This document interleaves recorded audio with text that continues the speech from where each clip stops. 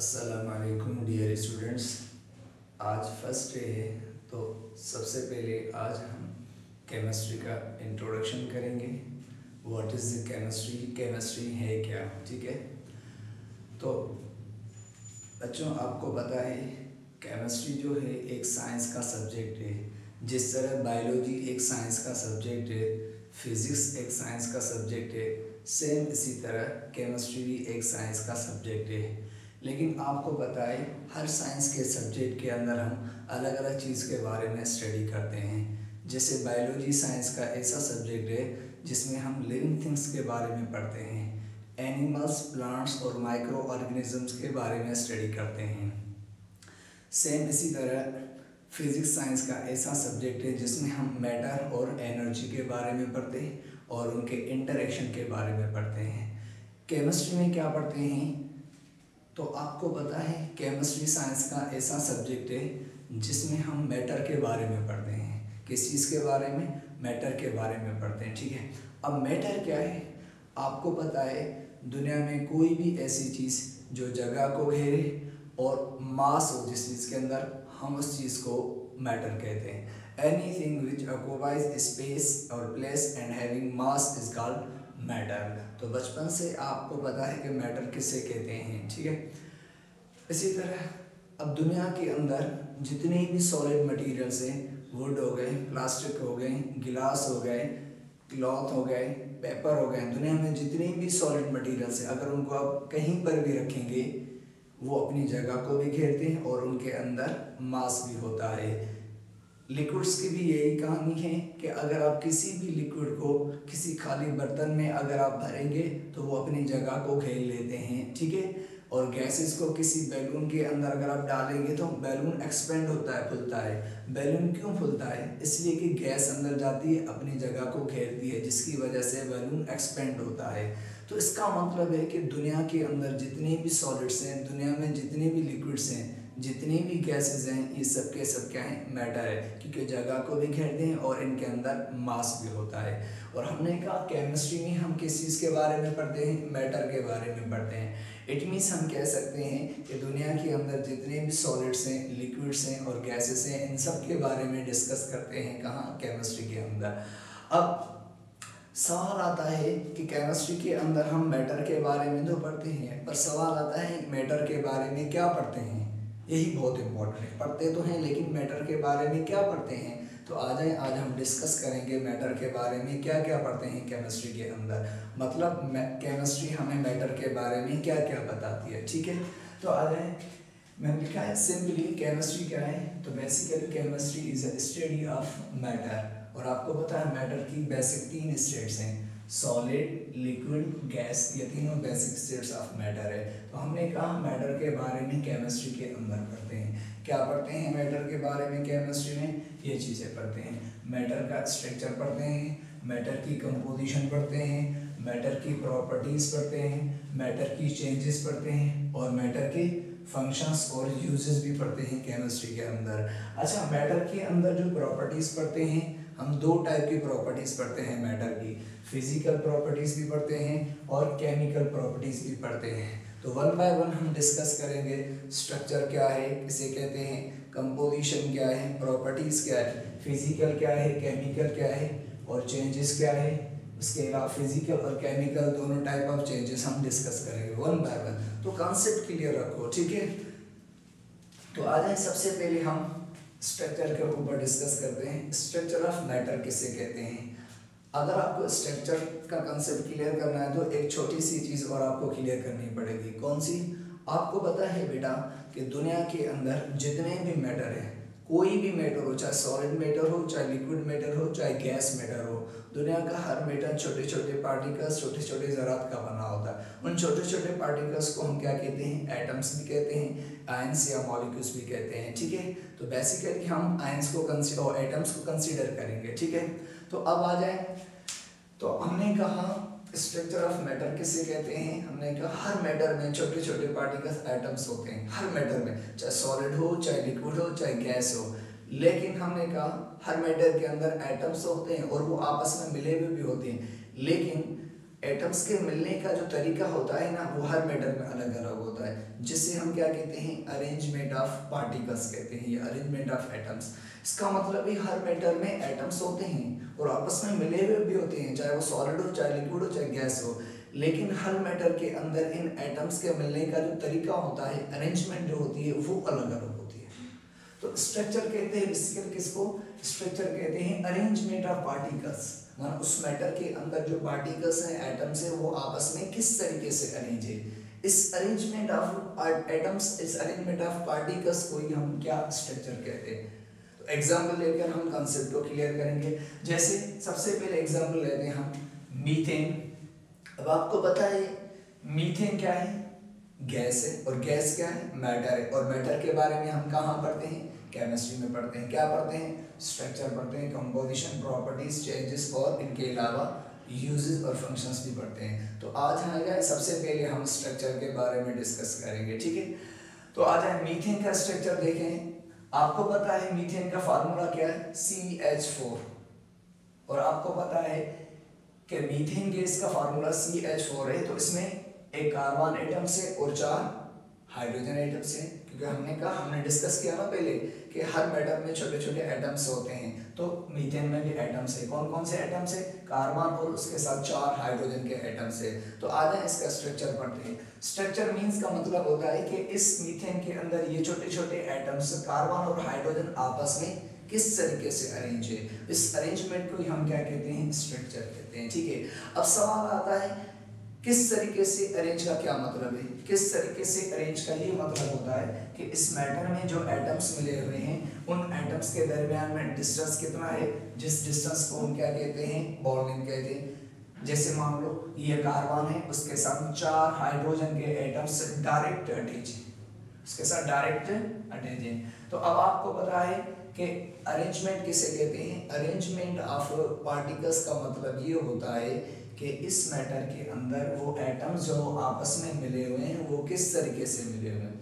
अब किस तरीके से मिले हुए का ये मतलब होता है कि इन एटम्स के दरमियान में डिस्टेंस कितना है, जिस डिस्टेंस को हम बॉन्डिंग कहते हैं। तो मान लो यहाँ पर ये कार्बन है और ये हाइड्रोजन है, तो इस कार्बन और हाइड्रोजन के दरमियान में जो बॉन्ड है, डिस्टेंस है, वो उस डिस्टेंस को हम क्या बॉन्डिंग कहते हैं। मान लो कितना है, 1.09 एंगस्ट्रॉम में, ठीक है। और क्या आता है अरेंजमेंट में, और अरेंजमेंट में ये आता है कि इन बॉन्ड से लेकर इस बॉन्ड मतलब 2 बॉन्ड के दरमियान में डिस्टेंस कितना है, जिस डिस्टेंस को हम बॉन्ड एंगल कहते हैं। तो आपको पता है मीथेन में इस बॉन्ड से लेकर इस बॉन्ड तक जो डिस्टेंस आता है उसे हम बॉन्ड एंगल कहते हैं, और आपको पता है कितनी बॉन्ड एंगल है, 109.5 डिग्री है, ठीक है। और इस तीसरे अरेंजमेंट में ये आता है कि वो एटम्स आपस में मिलकर शेप कैसी बनाते हैं। तो आपको पता है मीथेन के अंदर ये एटम्स आपस में मिलके टेट्राहेड्रल शेप बनाते हैं। किस तरीके से, ये टेट्राहेड्रल शेप स्टाइल बनाते हैं, ठीक है। तो उसके अलावा आप कोई दूसरा एग्जांपल भी ले सकते हैं। मान लो वाटर है। वाटर क्या है, ये भी तो मैटर है, और मैटर के बारे में केमिस्ट्री में पढ़ते हैं, क्या स्ट्रक्चर पढ़ते हैं, कंपोजिशन, प्रॉपर्टीज, ये सारी चीजें हम किसके अंदर पढ़ते हैं, केमिस्ट्री के अंदर। तो चलें अनदर एग्जांपल्स हैं, हम इसको क्लियर करते हैं, ठीक है। तो वाटर का फार्मूला क्या है, H2O। इसके अंदर भी छोटे छोटे एटम्स हैं, कौन से, एक ऑक्सीजन का एटम है, 2 उसके साथ हाइड्रोजन के एटम है। तो चलें इसकी अरेंजमेंट हम डिस्कस करते हैं कि वाटर के अंदर एटम्स किस तरीके से अरेंज है, जिस अरेंजमेंट को हम स्ट्रक्चर भी कहते हैं, ठीक है। तो एक वाटर के अंदर एक ऑक्सीजन होता है और उसके साथ 2 हाइड्रोजन के एटम्स डायरेक्ट बाउंड होते हैं, ठीक है। अच्छा, अब आ जाए वाटर का स्ट्रक्चर कुछ यूं है कि वाटर के अंदर इस ऑक्सीजन और हाइड्रोजन के दरमियान में जो बॉन्ड है उसकी बॉन्ड लेंथ कितनी है, 0.96 एंगस्ट्रॉम है, और इन 2 बॉन्डों के दरमियान में डिस्टेंस जिसे हम बॉन्ड लेंथ कहते हैं, बॉन्ड एंगल कहते हैं, ठीक है, बॉन्ड एंगल कहते हैं, जिसकी कितनी है, 104.5 डिग्री है, ठीक है। और वाटर के अंदर ये एटम्स आपस में मिलकर शेप कैसी बना रहे हैं, ये शेप बनाते हैं किस तरीके से, ये शेप ऐसी बनी हुई है, ये शेप ऐसी बनी हुई है, और हम इस शेप को क्या कहते हैं, ये बैंड शेप कहते हैं, या हम इसे एंगुलर भी कहते हैं। अगर आप इसको उल्टा करेंगे तो आपको ये वी शेप भी नजर आएगा। तो ये तीनों है, बैंड कह सकते हैं, एंगुलर या वी शेप कहते हैं, ठीक है। इसके अलावा अब मुझे ये बताओ कि ये वाटर का स्ट्रक्चर था, ठीक है। तो कहने का मतलब ये है कि स्ट्रक्चर ऑफ मैटर कहते ही इसे हैं कि उस मैटर के अंदर एटम्स आपस में किस तरीके से अरेंज है। किस तरीके से अरेंज का मतलब ये होता है कि उन एटम्स के दरमियान में डिस्टेंस कितना है, जिसको बॉन्ड लेंथ कहते हैं, और वो उन एटम बॉन्ड लेंथों के दरमियान में डिस्टेंस कितना है जिसे हम बॉन्ड एंगल कहते हैं, और वो एटम्स आपस में मिलके शेप कैसी बना रहे हैं, तो इसे हम कहते हैं अरेंजमेंट ऑफ मैटर, और इसी अरेंजमेंट को हम स्ट्रक्चर कहते हैं। ठीक है, अच्छा उसके अलावा एक और भी एग्जांपल्स हैं। ठीक है, यहाँ पर देखें कार्बन डाइऑक्साइड। अब कार्बन डाइऑक्साइड क्या है, वो भी तो गैस है। ठीक है, और गैस मैटर है, और मैटर के बारे में हम केमिस्ट्री में पढ़ते हैं। कोई भी मैटर हो, चाहे सॉलिड हो, चाहे लिक्विड हो, चाहे गैस हो, हर मैटर के बारे में हम केमिस्ट्री में पढ़ते हैं। उसका स्ट्रक्चर पढ़ते हैं, उसकी कंपोजिशन पढ़ते हैं, उसकी प्रॉपर्टीज पढ़ते हैं, उसकी चेंजेस और उसके यूजेस पढ़ते हैं। तो कार्बन डाइऑक्साइड के ज़रा बारे में यहाँ डिस्कस करते हैं। तो कार्बन डाइऑक्साइड का फार्मूला CO2 है। मैटर है ना, गैस है, तो इसके अंदर भी क्या है, छोटे छोटे एटम्स है, एक कार्बन, उसके साथ 2 ऑक्सीजन है। तो चलें इसकी अरेंजमेंट, इसका स्ट्रक्चर डिस्कस करते हैं। ठीक है, तो आपको पता है कि कार्बन के साथ 2 ऑक्सीजन डायरेक्ट अटैच होते हैं लीनियर स्ट्रक्चर में। ठीक है, अब आपको पता है कि कार्बन डाइऑक्साइड के अंदर इस कार्बन और ऑक्सीजन के दरमियान में जो बॉन्ड है, उस बॉन्ड की बॉन्ड लेंथ कितनी होती है, 1.2 एंगस्ट्रॉम होती है। और इस बॉन्ड लेंथ से लेकर इस बॉन्ड लेंथ, 2 बॉन्ड लेंथ के दरमियान में जो डिस्टेंस होता है हम उसे बॉन्ड एंगल कहते हैं। तो कार्बन डाइऑक्साइड में कितनी बॉन्ड एंगल है, 180 डिग्री की है। कितनी, 180 डिग्री है, हाफ सर्किल है। आपको पता है पूरी सर्किल कितना होता है, 360 का होता है। तो यहाँ से यहाँ तक कितना डिस्टेंस, 180 डिग्री हो जाएगा। और मुझे बताओ कि कार्बन डाइऑक्साइड में एटम्स आपस में किस तरीके से मिले हुए हैं, मतलब कौन सी शेप बना रहे हैं। ठीक है, तो आपको पता है कार्बन डाइऑक्साइड के अंदर जो एटम्स है वो बिल्कुल लीनियर स्ट्रक्चर में मिले हुए हैं, सीधा मिले हुए हैं। ठीक है, बिल्कुल स्ट्रेट में मिले हुए हैं, और स्ट्रेट में मिले हैं तो इसको हम लीनियर शेप भी कहते हैं। अच्छा, हम इसको लीनियर को डायगोनल भी कहते हैं शेप। ठीक है, और इस तरीके से हम सिंपली इसको स्ट्रेट भी कह सकते हैं। ठीक है, तो अब एक बात बता दें, तो हमने कहा केमिस्ट्री में हम मैटर के स्ट्रक्चर के बारे में पढ़ते हैं। तो कभी भी अगर आपसे कोई पूछ ले कि what is the structure of methane, what is the structure of water या कार्बन डाइऑक्साइड, किसी भी मैटर का स्ट्रक्चर आपसे पूछ ले,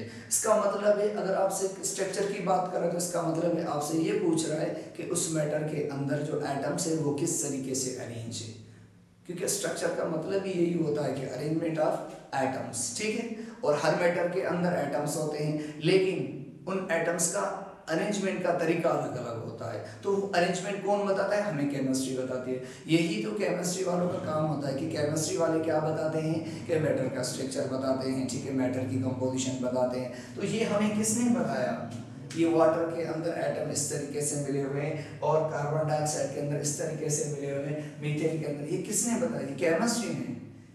क्योंकि हम मैटर का स्ट्रक्चर केमिस्ट्री में पढ़ते हैं, कोई भी मैटर हो। ये तो सिर्फ हमने 3 एग्जाम्पल्स दिया, तो केमिस्ट्री हमें हर मैटर के स्ट्रक्चर के बारे में बताती है, चाहे कोई भी मैटर हो। ठीक है, उसके बाद हम और क्या पढ़ते हैं, और केमिस्ट्री हमें क्या बताती है, मैटर की कंपोजिशन भी बताती है। ठीक है, मतलब हम केमिस्ट्री में मैटर की कंपोजिशन भी पढ़ते हैं। अब कंपोजिशन ऑफ मैटर किसे कहते हैं, what is the composition of matter. Composition of matter का मतलब होता है कि वो मैटर कितने एलिमेंट्स का बना हुआ है, कौन कौन से एलिमेंट्स का बना हुआ है, और उसमें हर एक एलिमेंट का मास कितना है। ठीक है, इसको कहते हैं कंपोजिशन ऑफ मैटर। अच्छा, जिस तरीके से यहाँ देख लो, एग्जांपल्स लेते हैं। ठीक है, जैसे ये मीथेन क्या है, मैटर है, गैस है ना, मैटर है। और मैटर के बारे में हमने कहा केमिस्ट्री में पढ़ते हैं, क्या पढ़ते हैं, उसका स्ट्रक्चर पढ़ते हैं, मैटर का पढ़ लिया हमने। और क्या पढ़ते हैं, मैटर की कंपोजिशन पढ़ते हैं। तो चलें यहाँ पर मीथेन की कंपोजिशन कैसी है, तो आपको फार्मूले से पता चल जाएगा इसकी कंपोजिशन कैसी है। कंपोजिशन तो बिल्कुल बहुत ही सिंपल टॉपिक है। ठीक है, तो इसको समझ लें कि मीथेन का फार्मूला CH4 है, तो उसके फार्मूले से ही हम पता कर सकते हैं कि इसके अंदर कितने एलिमेंट्स हैं। ठीक है, तो आपको पता है CH4 इसका फार्मूला है, तो इसके फार्मूले से हमें पता चल रहा है कि मीथेन 2 एलिमेंट्स का बना हुआ है। कौन कौन से, C कार्बन और हाइड्रोजन का बना हुआ है।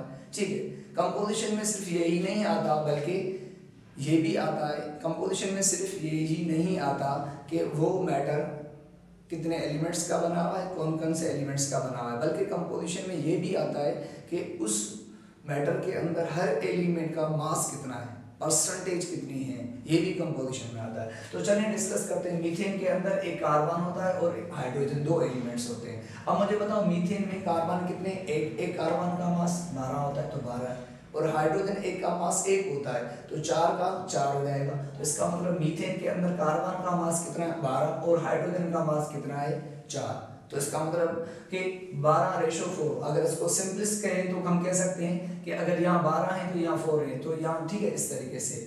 अगर यहाँ पे 3 होगा तो यहाँ पे 1 होगा, तो 3:1 भी हम कह सकते हैं, ठीक है। लेकिन एक बात बताओ, अब आपसे जब भी क्वेश्चन करेंगे तो आपसे इतना सिंपल नहीं पूछेंगे कि मीथेन के अंदर कार्बन का मास कितना है, हाइड्रोजन का। जब पूछेंगे ना कंपोजिशन के हिसाब से, तो आपसे परसेंटेज पूछेंगे कि इस मैटर के अंदर इस एलिमेंट की परसेंटेज कितनी है। तो आ जाए, किसी भी मैटर के अंदर, किसी भी कंपाउंड के अंदर किसी एलिमेंट की परसेंटेज कैसे फाइंड की जाती है, ठीक है। तो चलिए डिस्कस करते हैं, ठीक है। मान लो हमने कहा इस मीथेन के अंदर कार्बन भी है, हाइड्रोजन भी है। मास तो आपको पता है कार्बन का 12, हाइड्रोजन का 4 होता है। लेकिन हमने कहा कि अगर आपसे पूछे कि इस मीथेन के अंदर कार्बन की परसेंटेज कितनी है और हाइड्रोजन की परसेंटेज कितनी है, फिर आप कैसे फाइंड करेंगे। तो चलिए हम किस तरीके से फाइंड करते हैं किसी भी एलिमेंट की परसेंटेज किसी कंपाउंड मैटर के अंदर। तो चलिए यहाँ पर देखिए मैंने लिखा है कि percentage of carbon in methane, methane के अंदर कार्बन की परसेंटेज कितनी है।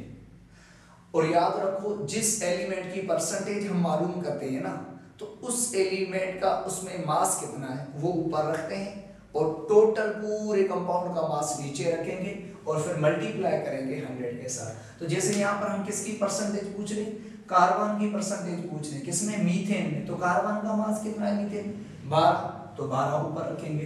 टोटल मास कितना है पूरे मीथेन का, 16, तो 16 नीचे रखेंगे, और मल्टीप्लाई बाय 100 करेंगे, तो आपको परसेंटेज कितनी मिलेगी, 75%। तो इसका मतलब है कि मीथेन में कार्बन की परसेंटेज कितनी है, 75, मतलब 75% कार्बन है मीथेन के अंदर। तो बाकी कितनी बची परसेंट, 100%, तो उसमें से 75% कार्बन है, तो बाकी 25% वो किसकी है, हाइड्रोजन की है, सिंपल, ठीक है। तो मतलब एक की फाइंड कैलकुलेट करो, दूसरे की ऑटोमेटिकली मिल जाएगी।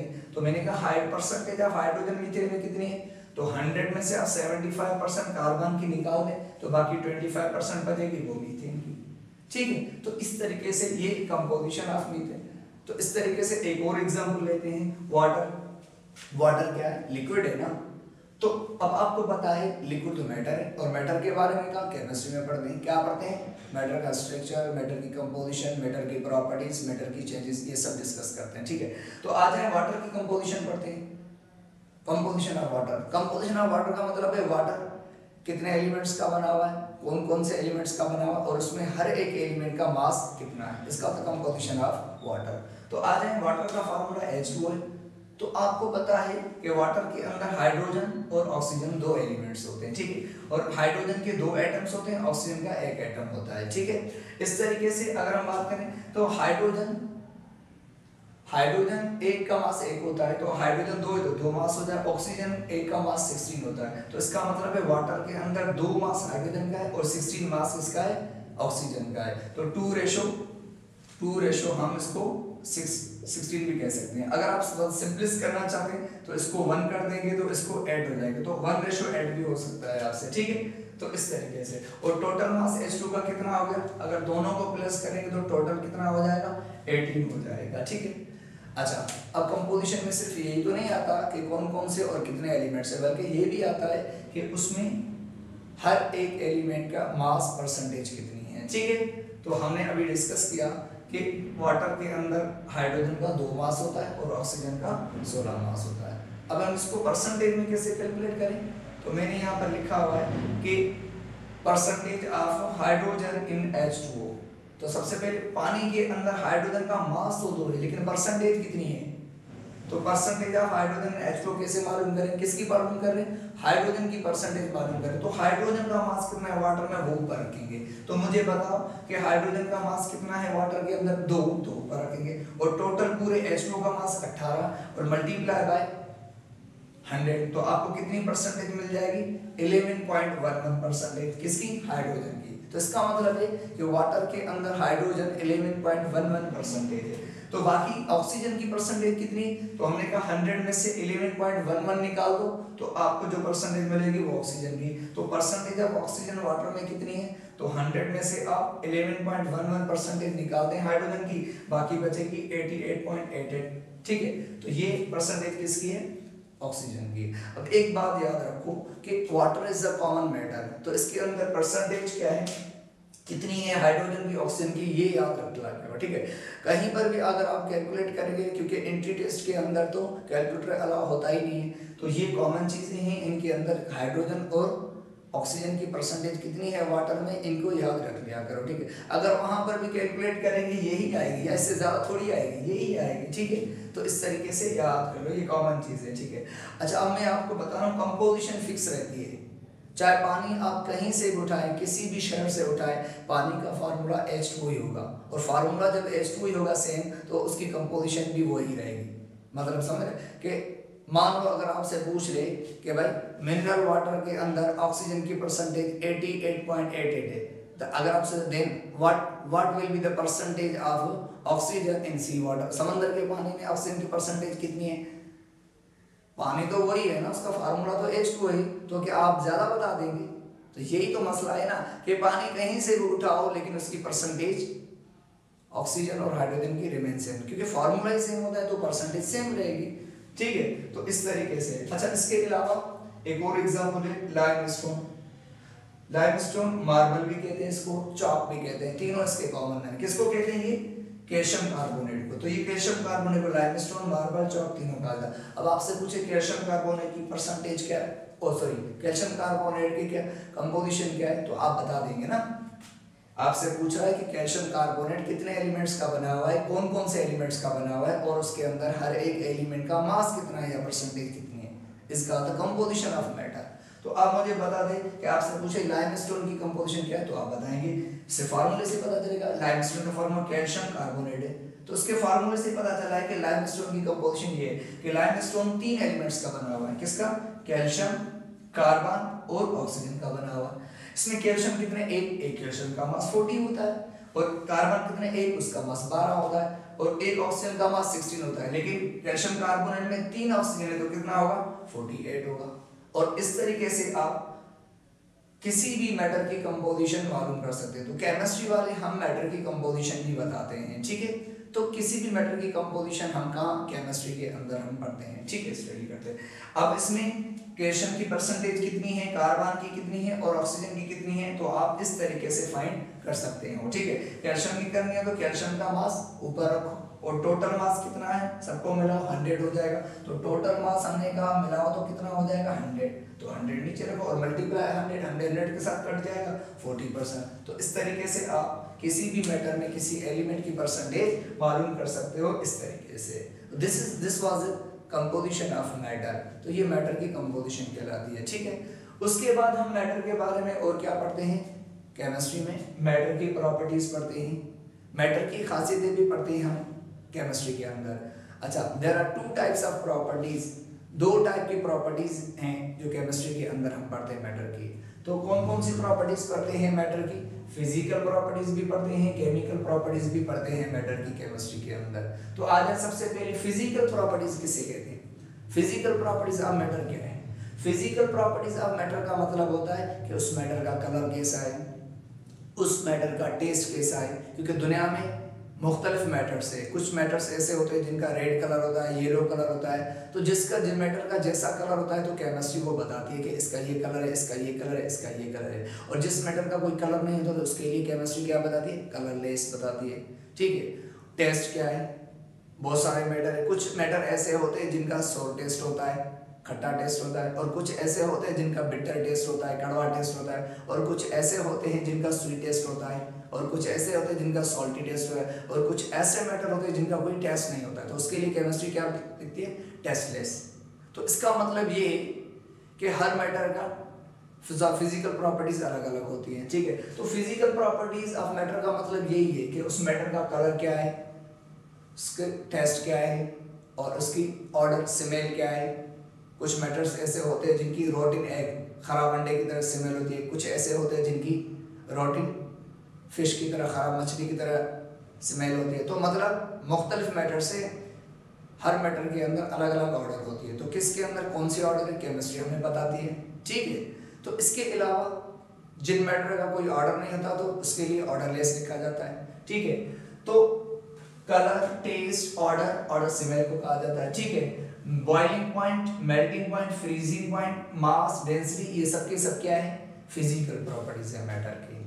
तो ये सारी के सारी क्या है, फिजिकल प्रॉपर्टीज ऑफ मैटर है। ठीक है, तो कभी भी अगर आपसे पूछ लेना कि इस मैटर की फिजिकल प्रॉपर्टीज बताओ क्या है, तो आप इसका मतलब है आपसे पूछ रहा है कि इसका कलर कैसा है, टेस्ट कैसे, ऑर्डर कैसे, boiling point, melting point, freezing point इसका कितना है, ठीक है, मास कितना है, डेंसिटी, ये सारी। इसके अलावा भी बहुत सारे और भी फिजिकल प्रॉपर्टीज हैं। ठीक है, तो हमने सिर्फ टर्म लिखी है समझाने के लिए कि फिजिकल प्रॉपर्टीज किसे कहते हैं। ठीक है, अच्छा, उनके अलावा एक बात याद रखो, जब भी फिजिकल प्रॉपर्टीज मेजर की जाती है ना किसी मैटर की, तो कंपोजिशन चेंज नहीं होती। मान लो आप किसी को भी टेस्ट करते हैं या किसी को स्मेल करते हैं, ठीक है, और इसके अलावा या किसी को अगर आप देखते हैं या किसी की डेंसिटी या मास मेजर करते हैं, तो क्या कंपोजिशन चेंज हो जाती है? नहीं, फिजिकल प्रॉपर्टीज ऐसी खासियत हैं जिनको जब मेजर करते हैं तो कंपोजिशन के ऊपर कोई इफेक्ट नहीं पड़ता, तो मैटर की कंपोजिशन चेंज नहीं होती during the measurement of the physical properties. ठीक है, अच्छा चलो एग्जांपल लेकर हम कॉन्सेप्ट को क्लियर करते हैं आगे। ठीक है, मान लो चलो वाटर, अगर आपसे पूछे what are the physical properties of water, water की फिजिकल प्रॉपर्टीज क्या है, मतलब आपसे ये पूछ रहा है, वाटर मैटर है ना, water is a matter, liquid है, मैटर है, तो मैटर के बारे में हम केमिस्ट्री में पढ़ते हैं, क्या पढ़ते हैं, मैटर का स्ट्रक्चर पढ़ लिया, मैटर की कंपोजिशन पढ़ते हैं, वो भी पढ़ लिया हमने। अब क्या पढ़ते हैं, मैटर की प्रॉपर्टीज पढ़ते हैं, फिजिकल भी केमिकल, तो सबसे पहले फिजिकल पढ़ते हैं। तो चलें आ जाए वाटर की फिजिकल प्रॉपर्टीज क्या है, मतलब आपसे ये पूछ रहा है कि वाटर का कलर क्या है, वाटर की टेस्ट क्या है, ऑर्डर, मेल्टिंग पॉइंट, बॉइलिंग, ये सारी की सारी ये फिजिकल प्रॉपर्टीज क्या है। तो चलिए आ जाए वाटर की फिजिकल प्रॉपर्टीज डिस्कस करते हैं। हाँ भाई, वाटर का कलर क्या है, वाटर, प्योर वाटर का कोई कलर नहीं होता, वाटर इज अ कलरलेस, उसका कोई कलर नहीं होता। ठीक है, वाटर का टेस्ट कैसा होता है, मीठा होता है? नहीं, वाटर का कोई टेस्ट नहीं होता, वाटर टेस्टलेस होता है। ठीक है, हाँ, ऑर्डर, वाटर की ऑर्डर स्मेल क्या है, कोई ऑर्डर नहीं है इसके अंदर। ठीक है, तो ये भी ऑर्डर लेस होता है। और वाटर की बॉइलिंग पॉइंट कितना है, वाटर कितने टेम्परेचर पे बॉयल होता है, 100 सेंटीग्रेड पे, तो इसकी बॉइलिंग पॉइंट 100 सेंटीग्रेड। अच्छा, मेल्टिंग पॉइंट कितनी है इसकी, 0 सेंटीग्रेड, 0 सेंटीग्रेड पे आइस पिघलती है। और फ्रीजिंग पॉइंट कितनी है, 0 सेंटीग्रेड। अब यहाँ पर देखिए, मेल्टिंग पॉइंट में 0 सेंटीग्रेड, फ्रीजिंग पॉइंट में 0 सेंटीग्रेड, दोनों 0 सेंटीग्रेड है। असल में क्या है कि आपको पता है कि ये जो आइस है, आइस, ठीक है, आइस और ये वाटर है। ठीक है, आपको पता होना चाहिए बेटा कि 0 सेंटीग्रेड जो है ना, 0 सेंटीग्रेड ऐसा टेम्परेचर है जिस टेम्परेचर पे आइस मेल्ट भी होती है और आइस फॉर्म भी होती है, बनती भी है। तो इस टेम्परेचर पे आइस पिघलती भी है और आइस बनती भी है, तो इसलिए हम 0 सेंटीग्रेड को मेल्टिंग पॉइंट भी कहेंगे और इसको फ्रीजिंग पॉइंट भी कहेंगे। तो ये ऐसा टेम्परेचर है जिसपे आइस और वाटर इक्विलिब्रियम में होते हैं, मतलब आइस मेल्ट भी होती है वाटर में और यहाँ से वाटर साइमल्टेनियसली आइस में कन्वर्ट होता है, तो आइस बनती भी है। तो इसलिए 0 सेंटीग्रेड इसकी मेल्टिंग पॉइंट भी है और 0 सेंटीग्रेड इसकी फ्रीजिंग पॉइंट भी है। ठीक है, अब वाटर का फॉर्मूला क्या है, सॉरी, वाटर का मास कितना है, मास भी तो फिजिकल प्रॉपर्टी है। तो आपको पता है अभी अभी हमने पढ़ा के वाटर के अंदर 2 हाइड्रोजन का मास होता है और 16 ऑक्सीजन का, टोटल मास 18 होता है, तो वाटर का 18 मास। डेंसिटी कितनी है वाटर की, वाटर कितना गाढ़ा होता है, ठीक है, 1 ग्राम पर ml, ये इसकी डेंसिटी है। ठीक है, तो ये क्या था, ये तो सिर्फ हमने एक एग्जांपल की फिजिकल प्रॉपर्टीज पढ़ी।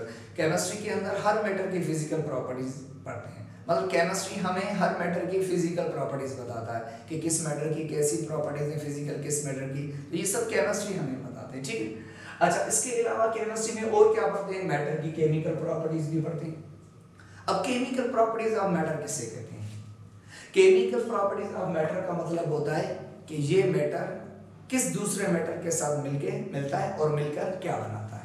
केमिकल प्रॉपर्टीज ऑफ मैटर का मतलब यही होता है कि ये मैटर किस किस दूसरे मैटर के साथ रिएक्ट करता है, मिलता है और उसके साथ रिएक्ट करके मिल करके क्या बनाता है प्रोडक्ट, ये इसकी केमिकल प्रॉपर्टीज। हर मैटर की केमिकल प्रॉपर्टीज अलग अलग होती है, कोई मैटर किसके साथ रिएक्ट करता है, कोई किसके साथ रिएक्ट करके कुछ बनाता है, कोई किसके साथ रिएक्ट करके कुछ बनाता है, तो हर मैटर की केमिकल प्रॉपर्टीज अलग अलग होती हैं। ठीक है, तो कौन सा मैटर किस मैटर के साथ रिएक्ट करेगा और कौन सी प्रोडक्ट बनाएगा, ये हमें केमिस्ट्री बताएगी। ठीक है, ये केमिस्ट्री बताती है ना, क्योंकि प्रॉपर्टीज केमिकल फिजिकल सब केमिस्ट्री में पढ़ते हैं। ठीक है, तो चलिए एग्जांपल लेके, अगर मान लो आपसे पूछे कि कार्बन की केमिकल प्रॉपर्टीज बताओ, what are the chemical properties of carbon, carbon की केमिकल प्रॉपर्टीज क्या है, मतलब आपसे ये पूछ रहा है कि कार्बन किस किस मैटर के साथ मिलता है, रिएक्ट करता है और उसके साथ मिलके कौन कौन सी प्रोडक्ट बनता है, ये पूछ रहा है। तो आप उसे बताएंगे कि कार्बन की बहुत सारी केमिकल प्रॉपर्टीज है, कार्बन बहुत सारे दूसरे मैटर के साथ कंपाउंड एलिमेंट के साथ मिलता है और बहुत सारे प्रोडक्ट बनाता है।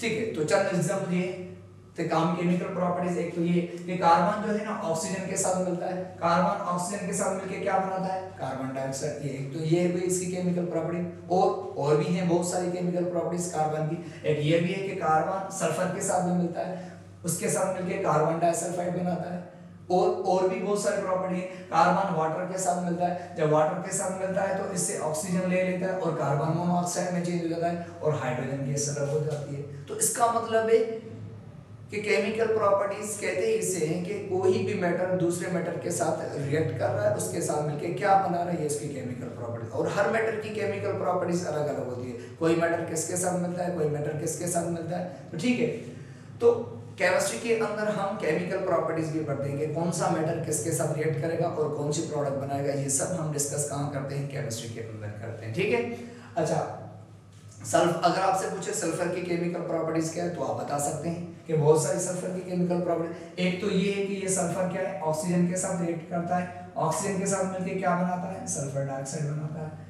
और भी है, सल्फर जो है हाइड्रोजन के साथ मिलता है, हाइड्रोजन के साथ मिलकर क्या बनाता है, हाइड्रोजन सल्फाइड गैस बनाता है। तो इसका मतलब ये है कि हर मैटर की केमिकल प्रॉपर्टीज अलग अलग होती हैं, वो सब हम केमिस्ट्री में डिस्कस करते हैं। ठीक है, तो फिजिकल और केमिकल प्रॉपर्टीज हमने डिस्कस कर ली। इसके अलावा और क्या पढ़ते हैं केमिस्ट्री के अंदर, अच्छा केमिस्ट्री में और मैटर की चेंजेस पढ़ते हैं। आपको पता है कि दुनिया के अंदर मैटर चेंज होते हैं, मैटर दो टाइप से चेंज होते हैं, या तो फिजिकल चेंज होते हैं या तो केमिकल चेंज होते हैं। ठीक है, मिसाल के तौर पर आपको पता है आयरन कुछ सालों के बाद रस्ट में चेंज हो जाता है। ठीक है, अगर आइस को आप बाहर रखेंगे, गर्म करेंगे तो क्या पिघल जाएगी, मेल्ट हो जाएगी। तो इसका मतलब आइस किस में चेंज हो रही है, वाटर में। वाटर को मजीद हीट करेंगे, बॉयल करेंगे तो वाटर किस में, स्टीम में बॉयल हो जाएगा, वेपर्स में कन्वर्ट हो जाएगा। तो इसका मतलब है मैटर दुनिया के अंदर चेंज होते रहते हैं। ठीक है, लेकिन दो तरह से चेंजिंग होती है मैटर के अंदर, फिजिकली या केमिकली। या तो मैटर फिजिकली चेंज होता है या तो केमिकली चेंज होता है। तो ये जो मैटर्स के अंदर फिजिकली या केमिकली चेंजेस आती है, उन चेंजेस के बारे में भी हम केमिस्ट्री में पढ़ते हैं। तो हमने लिखा है ना कि मैटर के अंदर हम मैटर के बारे में हम केमिस्ट्री में पढ़ते हैं, उसकी स्ट्रक्चर, कंपोजिशन, प्रॉपर्टीज दोनों फिजिकल और केमिकल, उनके अलावा हम चेंजेस भी पढ़ते हैं। ठीक है, अच्छा दो टाइप की चेंजेस पढ़ते हैं हम मैटर के, और आपको पता है मैटर दो तरह से चेंज होता है, या तो फिजिकल चेंज या तो केमिकल। तो आज सबसे पहले हम डिस्कस करते हैं फिजिकली चेंज क्या है और केमिकली चेंज किसे कहते हैं। मैंने आपको कैसे पता चलेगा ये मैटर फिजिकली चेंज हो रहा है या केमिकली चेंज हो रहा है। तो चलिए आ जाए फिजिकली चेंज। अगर आपको कंसेप्ट क्लियर करना है तो एक छोटा सा एग्जांपल की मैं समझाता हूँ। ठीक है,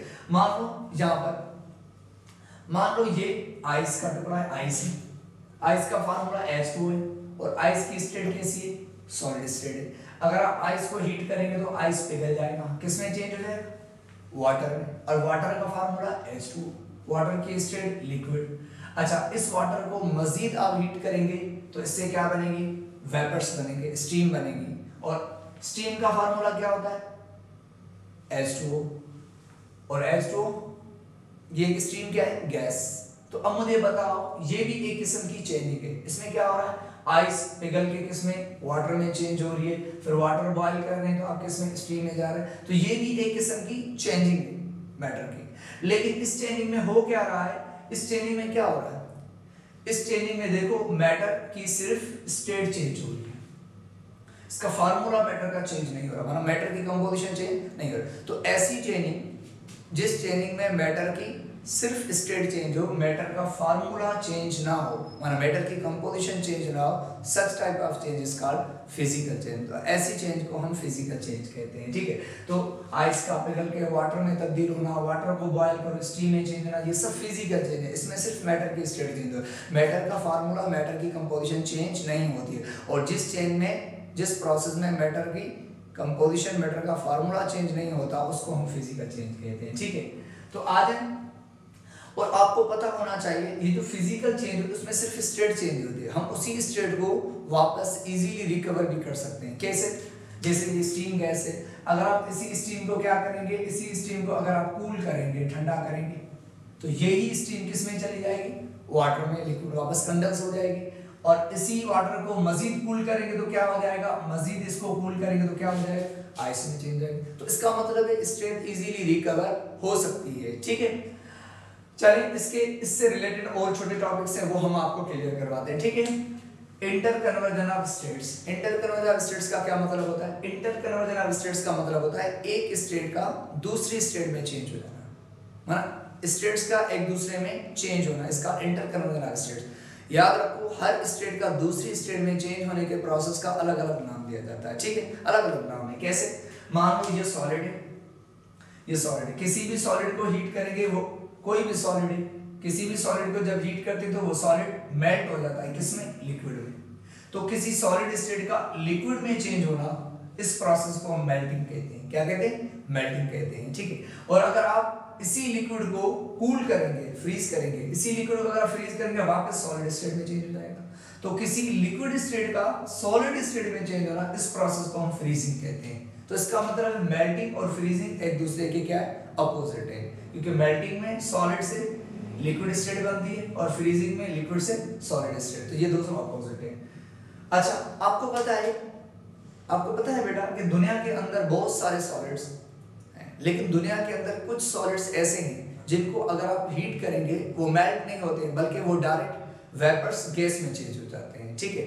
तो इसका मतलब है कुछ सॉलिड्स ऐसे होते हैं जिनको आप हीट करेंगे तो वो मेल्ट नहीं होंगे, लिक्विड स्टेट में नहीं जाएंगे, without going to liquid state they direct go किस में जाएंगे, इनटू वेपर्स में जाएंगे, गैस में चले जाएंगे, ठीक है। तो जैसे ये देखो, ठीक है, मान लो ये सॉलिड है, आपने इसको हीट किया तो ये सॉलिड डायरेक्ट किस में चेंज हो रहा है, गैस में। तो किसी सॉलिड स्टेट का डायरेक्ट गैस स्टेट में चेंज होना, इस प्रोसेस को हम क्या कहते हैं, सब्लिमेशन कहते हैं, ठीक है। और इसी गैस को अगर आप ठंडा करेंगे, यही गैस जब ठंडी हो जाएगी, कूल हो जाएगी, तो वापस डायरेक्ट सॉलिड में चेंज जाएगी। और किसी गैस स्टेट का डायरेक्ट सॉलिड में चेंज होना, इसको हम डिपोजिशन कहते हैं, या इसको हम सॉलिडिफिकेशन भी कहते हैं, ठीक है। तो सब्लिमेशन के अपोजिट को हम किस प्रोसेस का नाम क्या है, डिपोजिशन है, या सॉलिडिफिकेशन भी कहा जाता है। अच्छा, वो सॉलिड्स जो डायरेक्ट गैस और वेपर्स में चेंज होते हैं, उन सॉलिड्स को हम सबलाइम सॉलिड्स कहते हैं। वो कौन से, उनके एग्जांपल्स क्या है, ये आयोडीन ऐसा सॉलिड है जिसको हीट करेंगे वो डायरेक्ट वेपर्स और गैस की फॉर्म में कन्वर्ट होता है। तो ये सब्लिमेशन प्रोसेस शो करता है। नेफ्थलीन हो गया, कैम्फर हो गया, सॉलिड कार्बन डाइऑक्साइड हो गया। कार्बन डाइऑक्साइड गैस है, वैसे जब कार्बन डाइऑक्साइड को फ्रीज किया जाता है, मतलब जब कार्बन डाइऑक्साइड सॉलिड की फॉर्म में होता है ना, तो उसको हम ड्राई आइस कहते हैं, ठीक है। वैसे आइस की तरह ही होता है, लेकिन ये मेल्ट नहीं होता, लिक्विड में कन्वर्ट नहीं होता, डायरेक्ट अगर आप इसको खोल के रखेंगे तो ये डायरेक्ट गैस की फॉर्म में स्केप होगा, ठीक है। तो मतलब गैस में चेंज हो जाएगा। आप YouTube पे देख सकते हैं इसकी, ठीक है, वीडियो। अच्छा, उसके अलावा अमोनियम क्लोराइड, ये भी ऐसा सॉलिड है जिसको हीट करेंगे डायरेक्ट गैस के अंदर चेंज हो जाएगा। तो ये वो सॉलिड्स हैं जो डायरेक्ट गैस में कन्वर्ट होते हैं, ठीक है। मतलब ये वो सॉलिड्स से डायरेक्ट गैस में कन्वर्ट, मतलब ये these solids show the sublimation process, ये सब्लिमेशन प्रोसेस शो करते हैं, ठीक है। और इनको हम सबलाइम सॉलिड्स कहते हैं, ठीक। इसके अलावा आज हम लिक्विड, किसी भी लिक्विड को अगर आप हीट करेंगे तो गैस में चेंज जाएगा, और किसी लिक्विड का गैस में चेंज हो जाना, इस प्रोसेस को हम एवापोरेशन भी कहते हैं। दूसरा हम इसको वेपोराइजेशन भी कहते हैं। तीसरा भी नाम है बॉइलिंग भी कहते हैं। एवापोरेशन, वेपोराइजेशन और बॉइलिंग, तीनों में क्या होता है, लिक्विड स्टेट गैस स्टेट में चेंज होती है, ठीक है। और अगर आप इसी गैस को कूल करेंगे, इसी गैस को अगर आप कूल करेंगे तो ये गैस किसमें, लिक्विड में जाए, और किसी गैस स्टेट का लिक्विड स्टेट में चेंज होना, इसका कंडेंसेशन कहा जाता है। ठीक है, अब एक बात बताओ, ये सारे प्रोसेस मैंने क्यों पढ़ाए?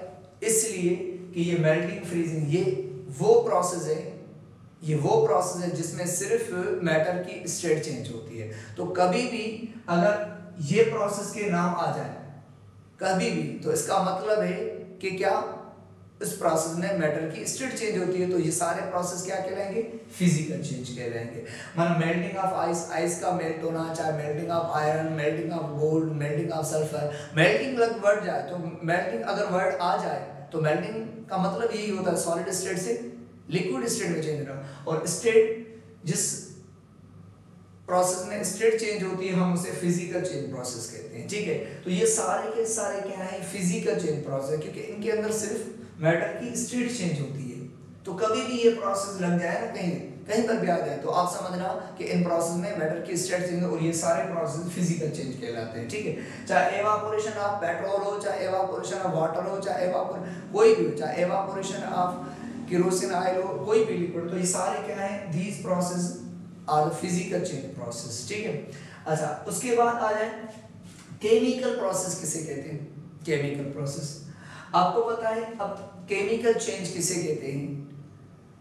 केमिकल चेंज किसे कहते हैं? केमिकल चेंज कहते हैं ऐसा प्रोसेस जिसमें न्यू केमिकल बने, माना ऐसी चेंज मैटर की जिसमें मैटर का फार्मूला, मैटर की कंपोजिशन चेंज हो जाए, मतलब एक मैटर से दूसरा मैटर बन जाए, तो उसे हम केमिकल चेंज कहते हैं। ठीक है, मान लो वो कौन से प्रोसेस है जिसमें से एक चीज से न्यू चीज बने, या सिंपली ऐसा समझ लो कोई भी ऐसा प्रोसेस जिसमें कोई न्यू प्रोडक्ट, कोई न्यू चीज बन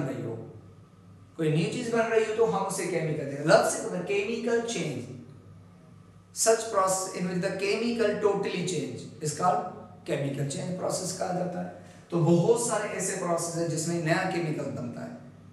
तो हमने कहा जिस प्रोसेस में नया केमिकल बने, नया फार्मूला बने, कंपोजिशन चेंज हो जाए, उसे हम केमिकल चेंज कहते हैं। स्टेट में चेंज हो भी सकती है, नहीं भी हो सकती है। ठीक है, लेकिन composition must be change in chemical change. Chemical change में कंपोजिशन जरूर चेंज होगी, फार्मूला। तो बहुत सारे एग्जांपल्स हैं केमिकल चेंज के डेली लाइफ में।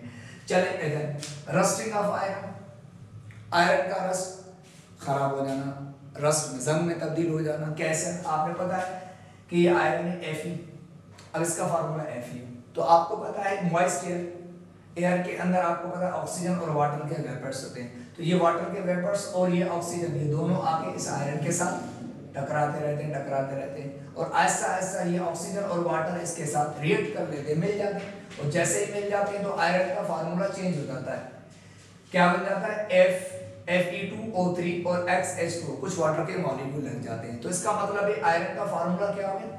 चेंज हो गया। पहले Fe था, अब Fe2O3 और कुछ वाटर के मॉलिक्यूल। तो ये फार्मूला आयरन का है और वो फार्मूला रस्ट का है। तो रस्टिंग ऑफ आयरन में क्या होता है? आयरन का फार्मूला चेंज हो जाता है। और हमने कहा जिस प्रोसेस में फार्मूला कंपोजिशन चेंज हो जाए किसी मैटर की, तो समझो वो केमिकल चेंज प्रोसेस कहलाता है। इसी तरह बर्निंग ऑफ वुड, किसी भी लकड़ी को अगर आप बर्न करें, जलाएं, तो वो कोल में चेंज हो जाती है।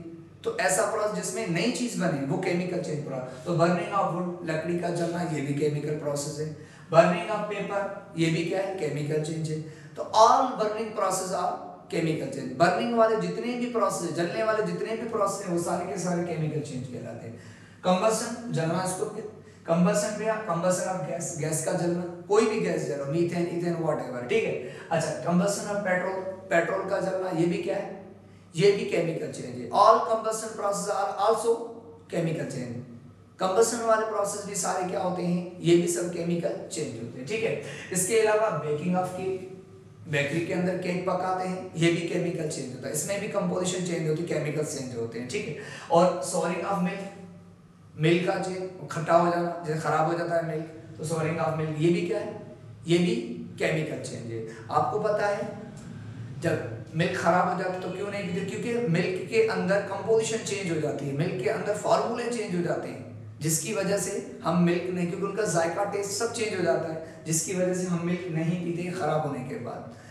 तो इसका मतलब है सोरिंग ऑफ मिल्क, मिल्क का खराब होना, ये भी केमिकल चेंज है। ठीक है, क्योंकि इसमें भी केमिकल्स चेंज होते हैं, तभी तो मिल्क का जायका, ये सब चीजें चेंज हो जाती हैं। ठीक है, अगर चेंज नहीं होती तो हम जरूर पीते, ठीक है। फोटोसिंथेसिस के बारे में आपने पढ़ा है। फोटोसिंथेसिस क्या, केमिकल चेंज है या फिजिकल? केमिकल चेंज है, क्योंकि आपने पढ़ा होगा कि फोटोसिंथेसिस में क्या होता है, कार्बन डाइऑक्साइड और वाटर आपस में मिलकर क्या बनाते हैं, ग्लूकोज बनाते हैं, ठीक है।